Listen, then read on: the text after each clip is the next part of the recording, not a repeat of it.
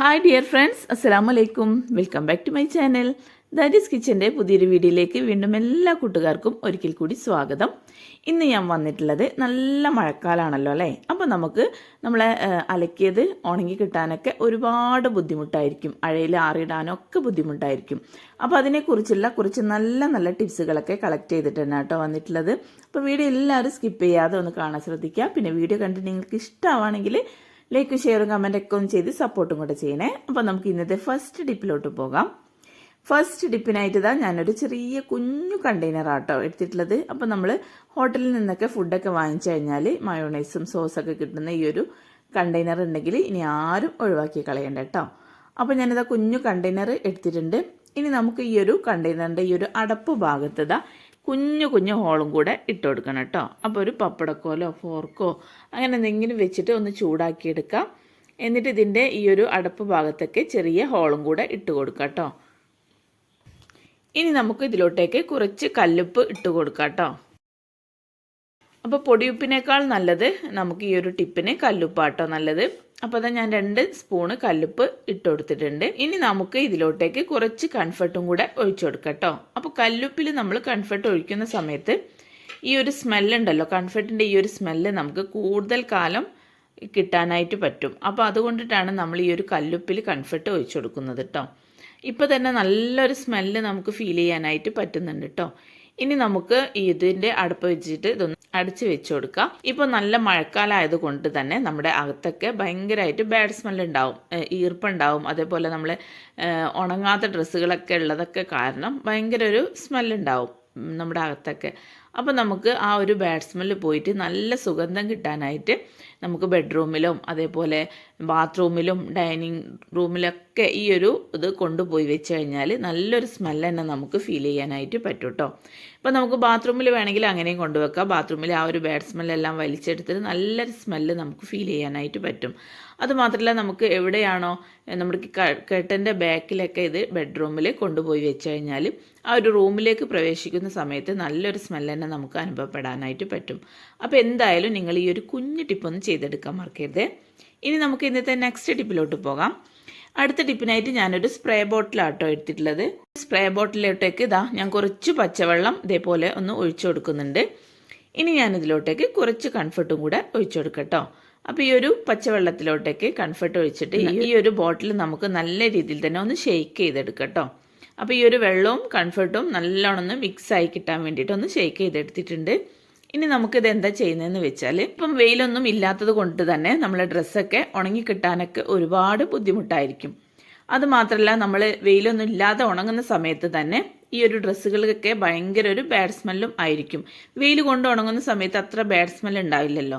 അപ്പോൾ വെയിൽ കൊള്ളാതെ ഉണങ്ങുന്ന സമയത്ത് ഭയങ്കര ഒരു ബാഡ് സ്മെല്ലായിരിക്കും. അപ്പോൾ നമ്മൾക്ക് പുറത്തേക്ക് ഇട്ട് പോകാനൊക്കെ ബുദ്ധിമുട്ടായിരിക്കും ഈ ഒരു ബാഡ് സ്മെല്ല് കൊണ്ടിട്ട്. പ്രത്യേകിച്ച് ബനിയൻ ടൈപ്പ് വസ്ത്രങ്ങൾക്കൊക്കെ ഭയങ്കര സ്മെല്ല് തന്നെ ആയിരിക്കും കേട്ടോ. കോട്ടനേക്കാൾ സ്മെല്ലാണ് ഈ ഒരു ബനിയൻ ടൈപ്പ് വസ്ത്രങ്ങൾക്കൊക്കെ. അപ്പോൾ നമ്മൾ എന്താ ചെയ്യുക, ഈ ഒരു വസ്ത്രങ്ങൾക്ക് നല്ല പുതുമ കിട്ടാനും അതുപോലെ തന്നെ നല്ലൊരു സ്മെല്ല് കിട്ടാനും വേണ്ടിയിട്ട് ഇതേപോലെ ഒന്ന് സ്പ്രേ ചെയ്ത് കൊടുക്കുക. നമ്മൾ ഉണ്ടാക്കി വെച്ച ഈ ഒരു സൊല്യൂഷനിൽ നിന്നും ഇതേപോലെ ഒന്ന് സ്പ്രേ ചെയ്ത് കൊടുക്കുക. അഴയിൽ ആറിട്ട് കഴിഞ്ഞതിന് ശേഷം ഇതേപോലെ ഒന്ന് സ്പ്രേ ചെയ്ത് കൊടുത്താൽ മതി കേട്ടോ. അപ്പോൾ നമുക്ക് ഈ ഒരു ഡ്രസ്സ് ഉണങ്ങിക്കഴിഞ്ഞാൽ നല്ലൊരു സ്മെല്ല് നമുക്ക് ഫീൽ ചെയ്യാനായിട്ട് പറ്റും. ആ ഒരു ബാഡ് സ്മെല്ലൊക്കെ പോയിട്ട് നല്ലൊരു സ്മെല്ല്, കംഫർട്ടിൻ്റെ സ്മെല്ല് നമുക്ക് അനുഭവപ്പെടാനായിട്ട് പറ്റും. അപ്പോൾ എന്തായാലും നിങ്ങളും ഈ ഒരു രീതിയിൽ ചെയ്ത് നോക്കാൻ മറക്കരുത്. അതുപോലെ തന്നെ നമുക്ക് കോട്ടൺ വസ്ത്രങ്ങൾക്കും നല്ലൊരു ഷൈനിങ്ങും അതേപോലെ സ്റ്റിഫ്നെസ്സൊക്കെ കിട്ടാൻ വേണ്ടിയിട്ട് കഞ്ഞിവെള്ളത്തിൽ ഇതേപോലെ കുറച്ച് കംഫർട്ട് വെച്ചിട്ട് ഇതേപോലെ ഒന്ന് സ്പ്രേ ചെയ്ത് കൊടുത്താലും മതി കേട്ടോ. അപ്പോൾ നമുക്ക് കോട്ടൺ വസ്ത്രങ്ങൾക്കും നല്ലൊരു സ്റ്റിഫ്നെസ്സും കിട്ടും ചെയ്യും. അതുമാത്രമല്ല നല്ലൊരു ഷൈനിങ്ങും ഉണ്ടാവും കേട്ടോ. അപ്പോൾ എന്തായാലും നിങ്ങളും ഈ ഒരു രീതിയിൽ ചെയ്തെടുക്കാൻ മറക്കരുത്. അപ്പോൾ ഈ ഒരു ടിപ്പ് നിങ്ങൾക്ക് ഉപകാരപ്രദമാവുമെന്ന് ഞാൻ വിചാരിക്കുന്നു. ഇനി നമുക്ക് ഇന്നത്തെ നെക്സ്റ്റ് ടിപ്പ് എന്താണെന്ന് നോക്കാം. ടിപ്പ് ഞാൻ കാണിക്കുന്നത്, നമ്മളെല്ലാവരും പേന ഉപയോഗിക്കുന്നവരാണല്ലോ അല്ലേ. അപ്പോൾ നമ്മൾ പേനൻ്റെ മഷി കഴിഞ്ഞാൽ നമ്മൾ എന്താ ചെയ്യുക, ഈ ഒരു പേന ഒഴിവാക്കി കളയും. അപ്പോൾ നമുക്ക് ഈ ഒരു പേന ഒഴിവാക്കുന്നതിൻ്റെ മുന്നേ ആയിട്ട് ഈ ഒരു ടോപ്പ് നമ്മൾ ഒരിക്കലും ഒഴിവാക്കരുത് കേട്ടോ.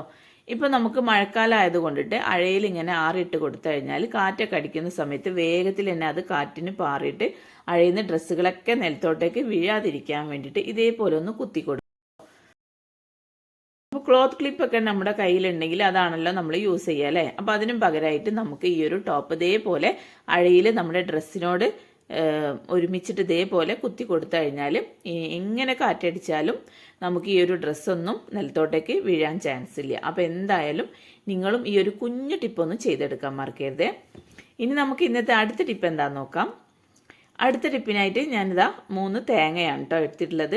അപ്പോൾ നമുക്ക് തേങ്ങയ്ക്കൊക്കെ ഭയങ്കര വില കൂടിയ ഈ ഒരു ടൈമിൽ നമ്മൾ തേങ്ങ കടയിൽ നിന്നൊക്കെ വാങ്ങിച്ചു കഴിഞ്ഞാൽ ഇതേപോലാണല്ലോ നമുക്ക് തേങ്ങ കിട്ടുക അല്ലേ. ആ കണ്ണ് ഭാഗത്തുള്ള ആ ഒരു ചകിരിയെല്ലാം പോയിട്ടുണ്ടാവും.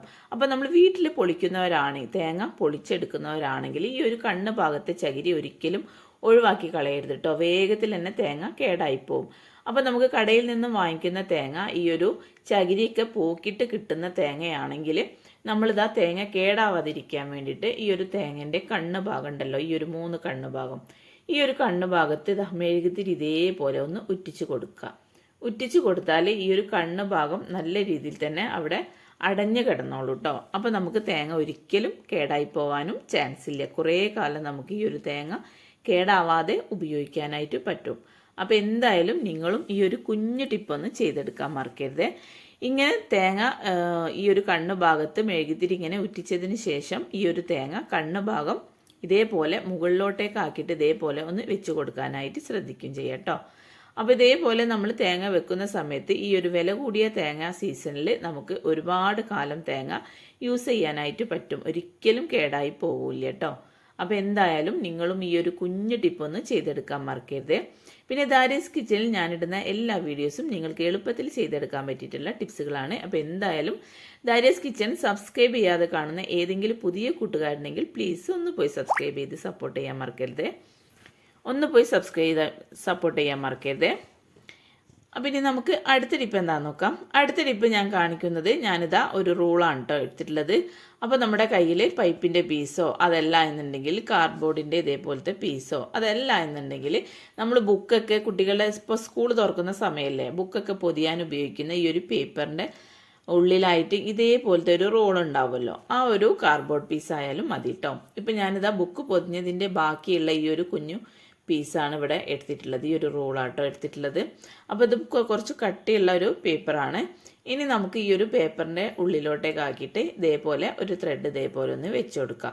ത്രെഡോ അതേപോലെ കുഞ്ഞു കയറോ അങ്ങനെ എന്തെങ്കിലും ഇതേപോലെ ഒന്ന് വെച്ചതിന് ശേഷം നമുക്കിതൊന്ന് മടക്കി ഇതേപോലെ ഒന്ന് റോൾ ചെയ്ത് കൊടുക്കാം കേട്ടോ.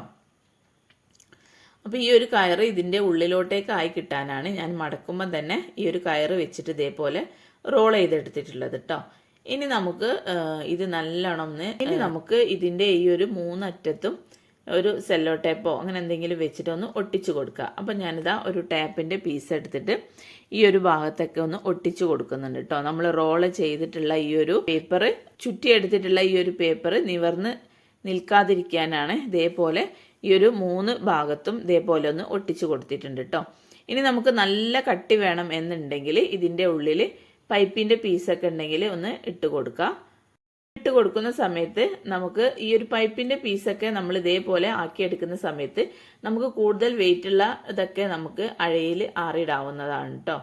അപ്പോൾ ഞാൻ 3 പീസും ഇതേപോലെ ഒന്ന് ഒട്ടിച്ചു കൊടുത്തിട്ടുണ്ട്. നമ്മൾ ചുറ്റിയെടുത്തിട്ടുള്ള ഈ ഒരു പേപ്പർ നിവർന്നു പോവാതിരിക്കാനാണ് കേട്ടോ 3 പീസും ഇവിടെ ഇതേപോലെ ഒന്ന് ഒട്ടിച്ചു കൊടുത്തിട്ടുള്ളത്. ഇനി നമുക്ക് ഇത് നമ്മുടെ ബെഡ്റൂമിൽ നമ്മൾ രാത്രിയിൽ കിടക്കുന്നതിന് മുന്നേ ആയിട്ട് ബെഡ്റൂമിൽ ഏതെങ്കിലും ഒരു ഹൂക്കിൽ ഇതേപോലെ ഒന്ന് കെട്ടി കൊടുക്കുക കേട്ടോ. അതിനാണ് നമ്മൾ ഈ ഒരു ത്രെഡ് ഇതിൻ്റെ ഉള്ളിലോട്ടേക്ക് ഇതേപോലെ ഓട്ടി കൊടുത്തിട്ടുള്ളത് കേട്ടോ. അപ്പോൾ നമ്മൾ കിടക്കുന്നതിന് മുന്നേ ആയിട്ട് ജനലിൻ്റെ സൈഡിലോ അതല്ല എന്നുണ്ടെങ്കിൽ ഏതെങ്കിലും ഒരു കുളത്തിൽ ഇതേപോലെ ഈ ഒരു 2 കയറിൻ്റെ അറ്റഭാഗം ഇതേപോലെ ഒന്ന് കെട്ടിക്കൊടുക്കുക. അങ്ങനെ കെട്ടിക്കൊടുത്തതിന് ശേഷം നമുക്ക് ആറിടാനുള്ള ഡ്രസ്സുകളെല്ലാം ഇതേപോലെ ഹാങ്ങറിൽ ഇതേപോലെ നമുക്ക് ആറിടാനായിട്ട് പറ്റും. ഞാനിപ്പോൾ ഈ ഒരു അലമാരീൻ്റെ സൈഡ് ഭാഗത്ത് ഇതേപോലെ ഒന്ന് കെട്ടി കൊടുത്തിട്ടുണ്ട് കേട്ടോ. ഇനി നമുക്ക് എന്ത് ഡ്രസ്സാണോ നമുക്ക് ഉണങ്ങി കിട്ടാനുള്ളത് അത് ഓരോ ഹാങ്ങറിൽ ഇട്ടിട്ട് ഇതേപോലെ ഒന്ന് കൊളുത്തിക്കെടുത്താൽ മതി കേട്ടോ. നമുക്ക് ചെറിയ ഡ്രസ്സാണെങ്കിലും അതേപോലെ നമ്മുടെ ഷർട്ട് ബനിയന് പാൻറ്റൊക്കെ നമുക്ക് ഇതേപോലെ ഇട്ട് കൊടുത്തു കഴിഞ്ഞാൽ നമുക്ക് ഒരുപാട് ഡ്രസ്സ് ഈ ഒരു കാറ്റ് കൊണ്ടിട്ട് നമുക്ക് ഉണങ്ങി കിട്ടാനായിട്ട് പറ്റും. നമ്മൾ നേരം വെളുക്കോളും ആ ഒരു റൂമിൽ ഫാൻ കറങ്ങുന്നതല്ലേ, അപ്പോൾ നമുക്ക് ഫാനിൻ്റെ ഈ ഒരു കാറ്റ് കൊണ്ടിട്ട് വേഗത്തിൽ തന്നെ ഡ്രസ്സ് നമുക്ക് ഉണങ്ങി കിട്ടാനായിട്ട് പറ്റും ചെയ്യും, സ്മെല്ലുണ്ടാവില്ല കേട്ടോ. അപ്പോൾ നിങ്ങളും ഈ ഒരു രീതിയിൽ ചെയ്ത് നോക്കുക. ഞാനിപ്പോൾ സിമ്പിളായിട്ടുള്ള ഈ ഒരു അഴയാണ് കെട്ടിയെടുത്തിട്ടുള്ളത്.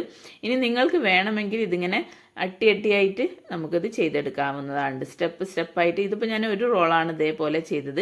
നിങ്ങൾക്ക് വേണമെങ്കിൽ വലിയ ത്രെഡ് എടുത്തിട്ട് ഇതിങ്ങനെ ലെയറായിട്ട് കെട്ടിയെടുക്കാൻ പറ്റും കേട്ടോ. അപ്പോൾ നമുക്ക് കൂടുതൽ ഡ്രസ്സ് ഉണക്കിയെടുക്കാനായിട്ട് പറ്റും ചെയ്യും. ഇപ്പോൾ ഞാൻ ഒറ്റ ലെയറാണ് ആക്കിയെടുത്തിട്ടുള്ളത്. നിങ്ങൾക്ക് വേണമെങ്കിൽ വലിയൊരു കയറെടുത്തിട്ട് ലെയറായിട്ട് സ്റ്റെപ്പായിട്ട് ഈ ഒരു റോള് കൊടുത്തു കഴിഞ്ഞാൽ ഒരുപാട് ഡ്രസ്സ് നമുക്ക് ഉണക്കിയെടുക്കാനായിട്ട് പറ്റും കേട്ടോ. അപ്പോൾ എന്തായാലും ഈ ഒരു രീതിയിലും നിങ്ങൾ ചെയ്തെടുക്കാൻ മറക്കരുത്. അപ്പോൾ ഇതാണ് ഇന്നത്തെ എൻ്റെ കുഞ്ഞു ടിപ്സുകൾ. അപ്പോൾ ഇന്ന് കാണിച്ചിട്ടുള്ള ടിപ്സുകളിൽ നിങ്ങൾക്ക് ഏത് ടിപ്പാണോ കൂടുതൽ യൂസ്ഫുള്ളായി തോന്നുന്നത് ഒന്ന് കമൻറ്റ് ചെയ്യണേ. അപ്പോൾ ഇത്രയും നേരം എൻ്റെ വീഡിയോ കണ്ട് സപ്പോർട്ട് ചെയ്ത എൻ്റെ എല്ലാ പ്രിയ കൂട്ടുകാർക്കും ഒരു പ്രത്യേക താങ്ക്സ്. അപ്പോൾ ഇനി അടുത്ത പുതിയ വെറൈറ്റി വീഡിയോ ആയിട്ട് വീണ്ടും നാളെ കാണാം ഇൻഷാ അല്ലാ. Thank you.